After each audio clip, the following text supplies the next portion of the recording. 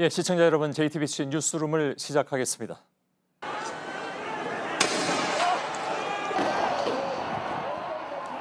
예, 홍콩이 중국에 반환된 뒤에 최대 규모라는 시위가 사흘 사이에 2번이나 이어졌습니다. 중국 본토로 범죄인을 보낸다는 법안에 반대하는 홍콩 시민들이 도심을 장악한 것입니다. 이 문제는 단순히 범죄인 인도가 아니라 중국 정부의 홍콩인에 대한 정치적인 탄압이라는 인식이 홍콩에는 팽배합니다. 밤사이 시위는 계속됐습니다. 소셜미디어에는 현지 상황이 속속 올라오고 있습니다.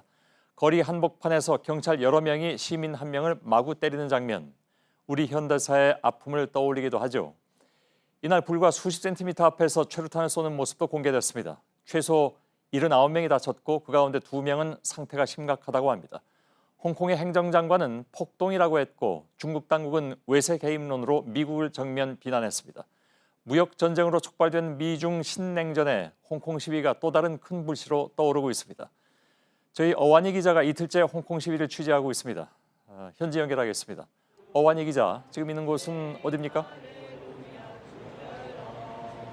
네, 홍콩 입법회를 향하는 구름다리입니다. 경찰은 시민들이 입법회 인근으로 다가오지 못하도록 다리를 막고 서 있습니다. 오후가 되면서 시민들의 수가 늘어나고 있습니다. 어제 격렬하게 충돌했던 경찰과 시위대 간에는 긴장감이 감돌고 있습니다. 이렇게 노래를 부르기도 하고 종이 피켓을 들고 있는 시민들도 많습니다.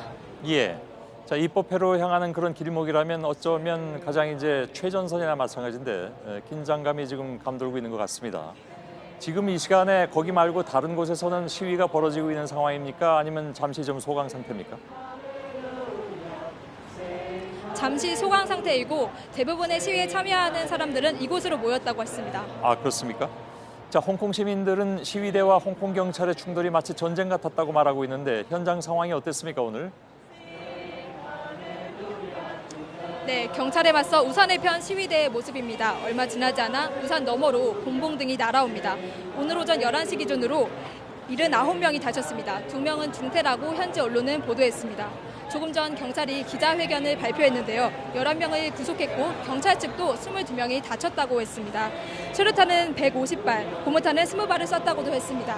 아침부터 낮까지의 상황을 잠깐 보시겠습니다. 예.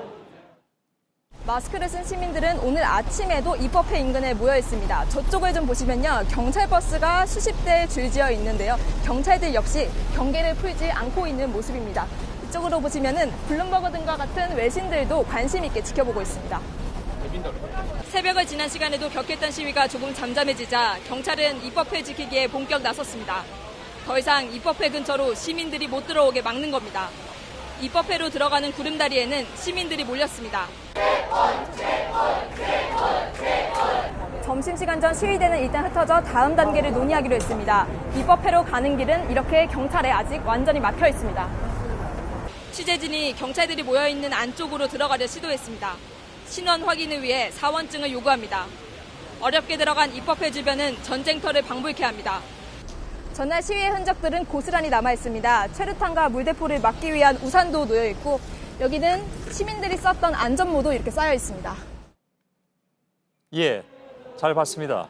지금 우리 시간이 8시 조금 넘었고 홍콩 시간은 우리보다 1시간 늦기 때문에 7시가 조금 넘은 그런 시간인데 기억하기 시작했습니다만 5년 전에 우산혁명 때도 해가 지고 퇴근하는 시민들이 합류하면서 시위대 규모가 굉장히 커지고 또 충돌도 격해진 바 있습니다.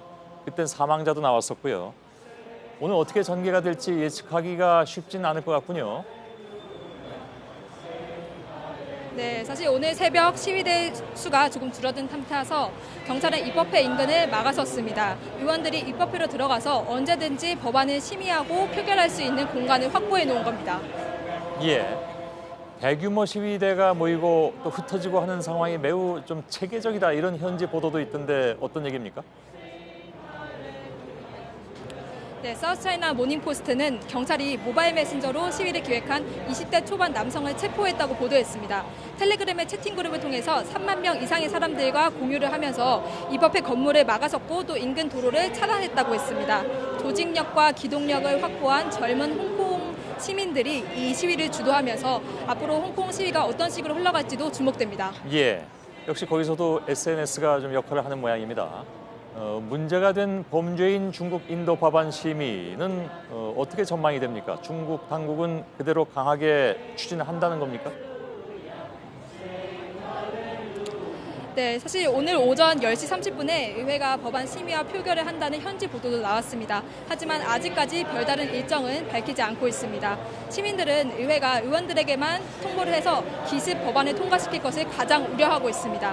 홍콩 당국은 오늘과 내일 주요 기관의 문을 닫았습니다. 예, 알겠습니다. 원래 어제 심의하기로 했다가 오늘로 늦췄는데 오늘도 아직까지 이 심의 소식은 전해지지 않고 있는 것 같습니다. 현지에서 어환희 기자가 전해드렸습니다.